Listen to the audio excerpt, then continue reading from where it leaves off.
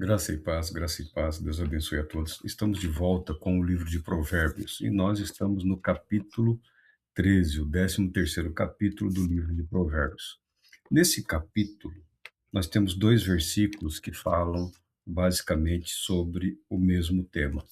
São os versículos 12 e o versículo 19. Diz assim o versículo 12: A expectativa que se adia deixa o coração adoecido, mas o anseio satisfeito renova o vigor da vida. E o 19. A esperança que se realiza satisfaz e alegra a alma. O tolo, contudo, jamais se desapega do mal.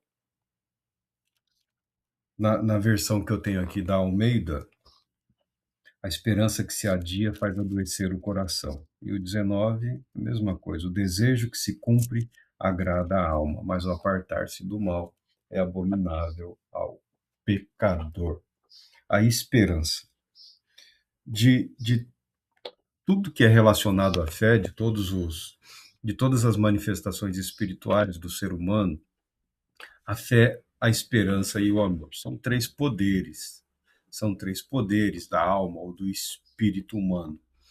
Isso dado por Deus a toda a humanidade. Não há homem no mundo que não tenha fé. Não existe isso. Não existe ser humano que não tenha fé, que não tenha esperança, que não seja capaz de amar. E a Bíblia declara que até os maus amam os seus. Eles são maus em relação a outros, mas normalmente amam os seus entes queridos. Ou seja, o mal não é um poder, uma força, uma realidade absoluta neste mundo, nesta vida. Fé, esperança e amor estão presentes em todos os seres humanos. É claro que alguns lutam contra isso, né? Alguns lutam contra a fé, contra a esperança, contra a capacidade de amar, porque acreditam que isso é a causa dos seus problemas, do seu sofrimento, da sua dor, das suas perdas, né, das suas humilhações, porque exige envolvimento e exige entrega. Aquele que tem fé, aquele que tem esperança e aquele que ama, ele se entrega, ele se doa, ele se permite controlar por esses anseios, por essas emoções, por esses sentimentos, que, na verdade, são muito bons. Mas a própria Bíblia também, aqui no livro de Provérbios, ela contém uma advertência, dizendo que a esperança ou a expectativa que se adia por muito tempo faz adoecer o coração, né? A angústia, a depressão, a ansiedade, são esses estados aí de mente, esses estados emocionais que afligem de tempos em tempos a vida de todas as pessoas.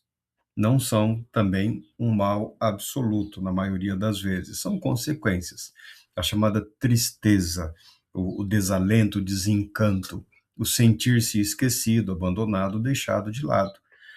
E na vida religiosa, isso pode acontecer na vida daquele que crê em relação a Deus. As pessoas não gostam muito de falar isso, mas em determinados momentos, em algumas conversas, em algumas situações, às vezes extremas, a pessoa deixa escapar. Deus me abandonou, Deus esqueceu-se de mim.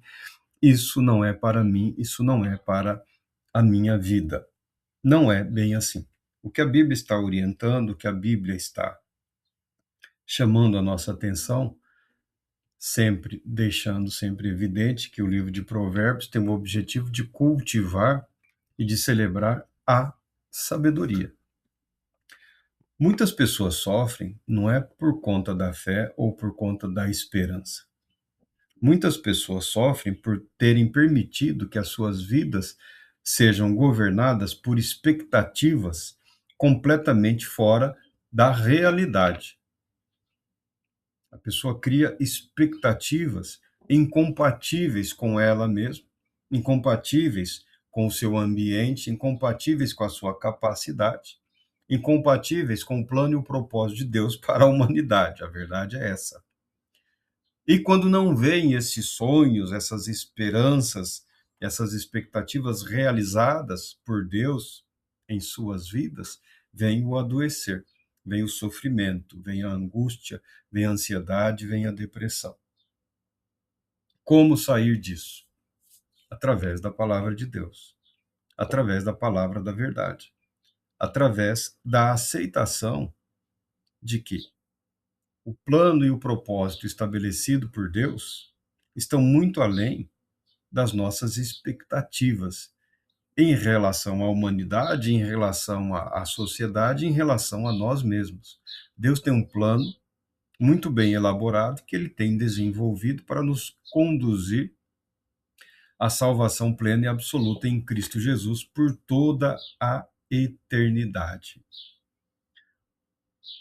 No momento, as pessoas estão envolvidas agora com esse negócio do dinheiro, dinheiro, dinheiro, porque também por isso, expectativas equivocadas em relação a milagres, a dons espirituais, a manifestações espirituais, expectativas equivocadas e tentativas de controle ou domínio sobre aquele que não pode ser dominado ou controlado por nenhum ser humano, que é o Espírito Santo, gera frustração e decepção. Então, hoje há uma migração aí para as questões financeiras, para o dinheiro, para o enriquecimento, porque o dinheiro ele é é fácil mensurar, é fácil compreender.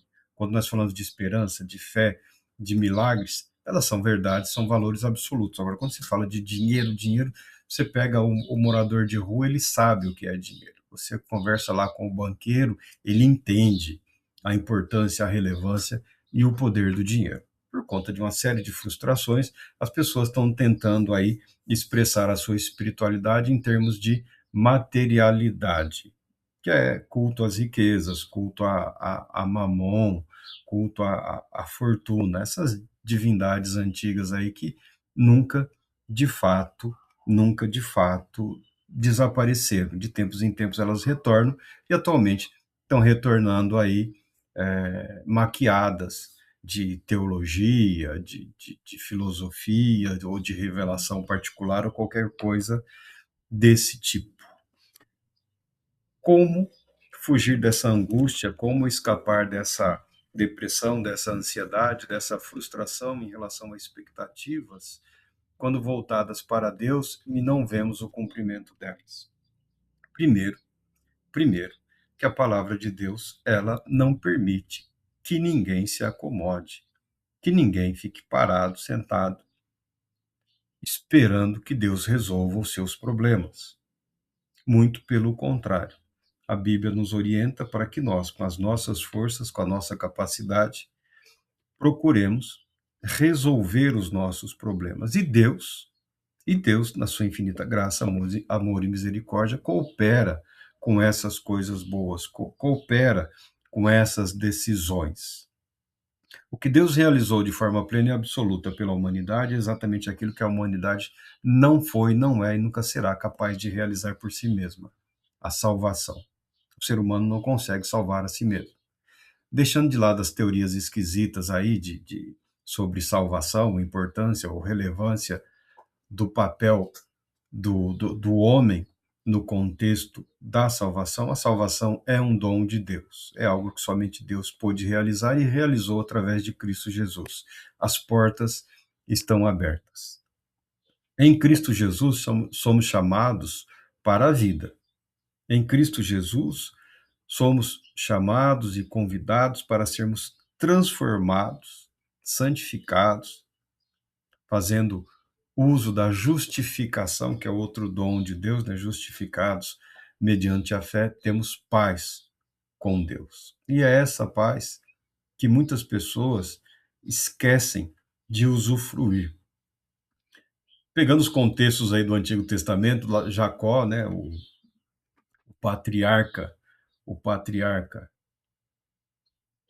depois chamado Israel, patriarca dos judeus aí, um dos patriarcas, lutou com um anjo, lutou com Deus e saiu-se vencedor. Ora, Sejamos francos, a vida de Jacó não é propriamente um exemplo de um homem temente e obediente a Deus. A vida de Jacó, em boa parte dela, mostra os fracassos e mostra a verdadeira índole deste homem. O que a Bíblia deixa em relevo é a ação graciosa de Deus em ter escolhido,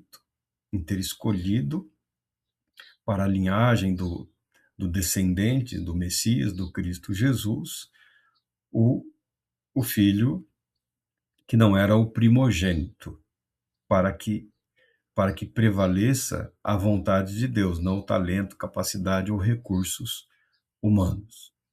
O contexto dessa luta, dessa batalha, que nós gostamos muito, dessa linguagem bélica, porque o ser humano tornou-se muito violento e nós temos vivido agora tempos de intensa violência e maldade no mundo. A igreja tem adotado parte dessa linguagem já faz um bom tempo, né? Lutar com Deus, lutar com Deus. Ora, é uma figura de linguagem ali. Ele lutou com o anjo, mas a Bíblia não diz que o anjo lutou contra ele, tá? Esses seres são muito mais fortes e poderosos do que o ser humano. O contexto, fala que Jacó foi persistente. Ele buscou forças onde não havia, ele queria a bênção.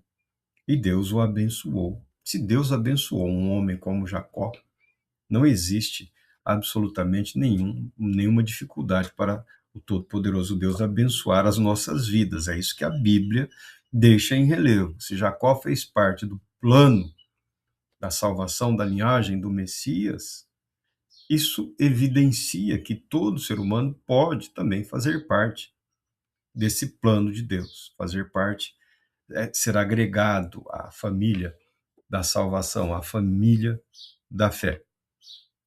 Vencemos essa doença da alma quando aceitamos a paz que nos foi gratuitamente oferecida